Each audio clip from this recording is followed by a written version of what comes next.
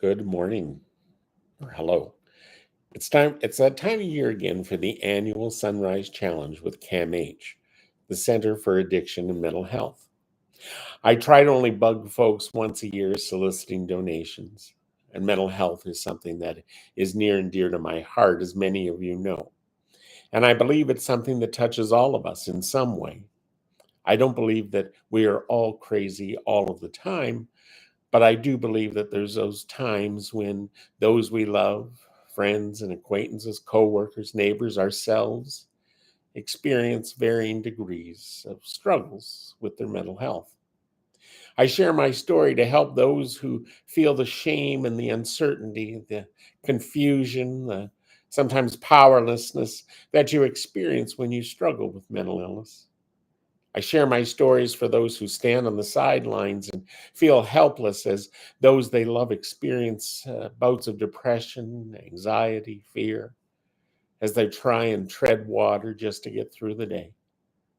It's been 4 years since I shared my story in a recorded video. You can still see it on my YouTube page if you go to what's called the From the Desk of the Lazy Theologian. It's from the spring 2020. Just a couple of months into COVID, and my hair and beard are long, and I do look a little crazy. It was prompted by an invitation from the group in Tobermory called the Sources of Knowledge. They're actually more of an old hippie environmental group who create these wonderful annual weekend conferences every May in a holistic way that celebrates and studies the interconnectedness of the world and how it all relates to each other. They talk about climate and rivers and lakes and the land and all of its beauty and indigenous people and the impact of people in general on the world. The only way that I can sum up their work is that they believe that by listening to the land and one another, we will better understand how to care for it and how to care for each other, and also for those who will follow us.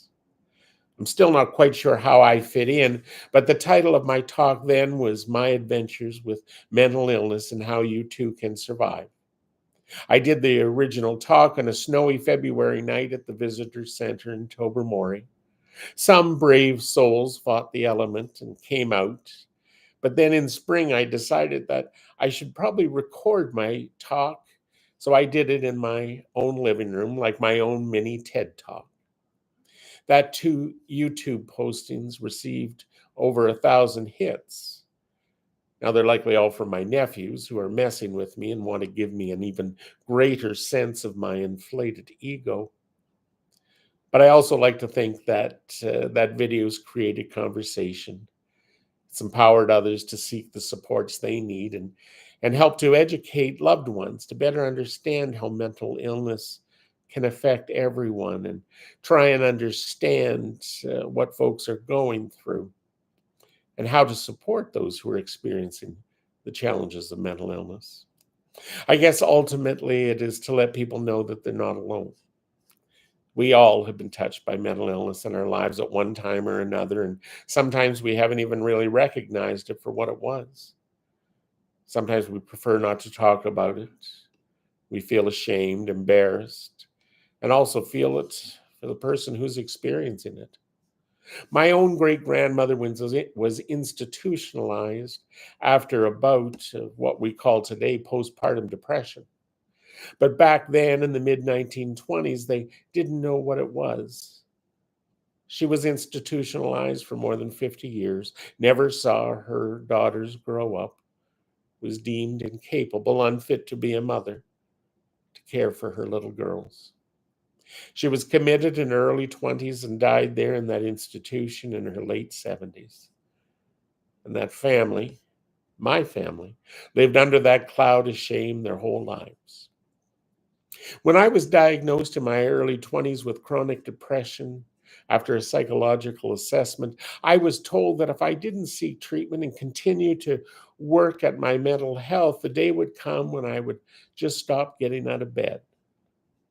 That's why the Sunrise Challenge has really struck a chord with me, celebrating things that encourage us to carry on, things to get out of bed in the morning.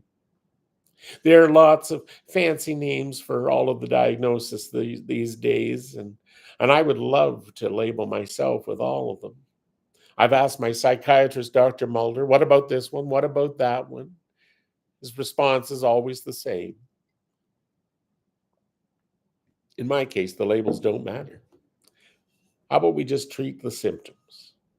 What I've come to understand about chronic depression is that it is something that will always be with me, lurking just below the surface, sometimes above the surface, needing constant attention and care so that it doesn't rear its ugly head, because it can at any time, and it has. It has over the years, even with the attention I give it.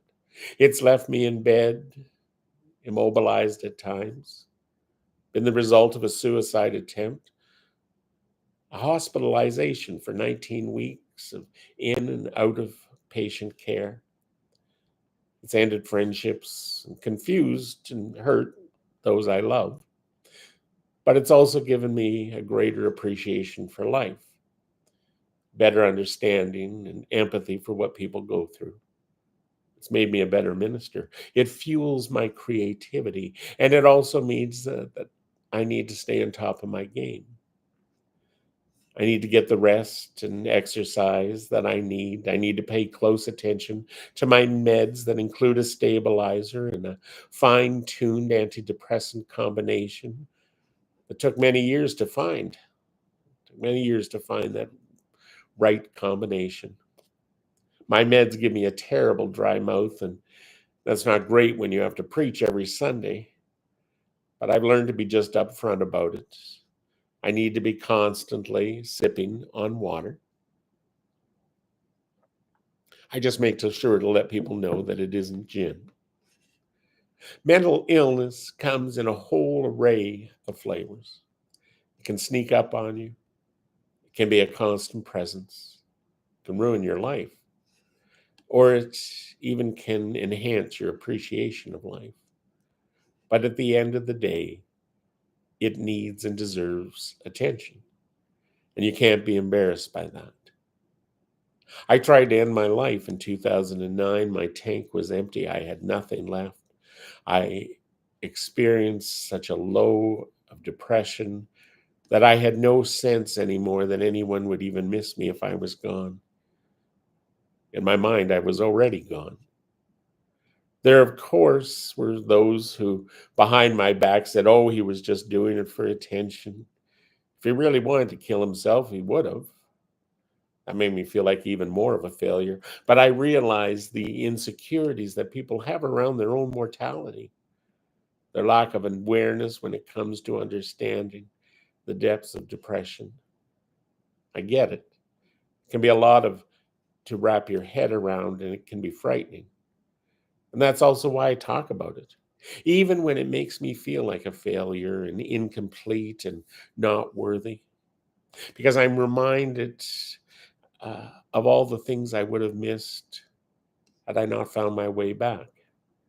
In the last 15 years, there have been beautiful moments. There's been hardship as well, but there's been beautiful friendships, completing a master's of divinity. That's an accomplishment for a non-learner. There were 10 beautiful, soul-filling, heart-healing, life-giving years living in that crazy little village at the tip of the Bruce Peninsula called Tobermory. Place where people took me for just who I was. And unbeknownst to them, they put me back together so that I could go on and live my dream of being in Toronto, working in Toronto, so that I could go on and live another whole chapter of my life. Life can and does go on. Some have to work harder at it than others, for sure. For some, it feels too much and they can't go on. And I get that too. But it doesn't mean that we don't do everything we can to help them carry on. It's heartbreaking and it's gut-wrenching. But I get it. I don't judge it. I don't say, if only they would have. You don't have to dedicate your whole life to being in therapy. You can take breaks, long breaks, take time and find the right therapist. Many will never need one. But if your friends think they need to see someone, encourage them and support them. You just have to keep at it. Get a tune-up from time to time, as a friend of mine recently said. Am I quirky? Yes. Am I forgetful, disorganized, erratic, impatient, excitable, creative, passionate, frightened, faith-filled? Yes, all of those things, all of the time, every day. Is that part of my mental illness? Or is that just part of me? My mental illness isn't all of me, just like my sexuality isn't all of who I am. They're just part of me. But all I know is that for now, I'll keep rising with the sun. I do that every morning, pretty much every morning at 5 o'clock. And I know it's based in that little bit of fear that maybe that's the day I won't get out of bed. But I rise, I get up, and I jump in the shower, and I give thanks for my faith. It's always weaved in and out of my life, and for the mountains of grace that have been given to me over the years, the love and support and care, and do what I can to offer grace to others. I believe in the work of CAMH so that no one gets left behind, and we continually work to understand mental illness and find new and inventive ways to carry on. Please don't feel obligated to give to the campaign, but share this video, share it with those you know, and know that we are not alone.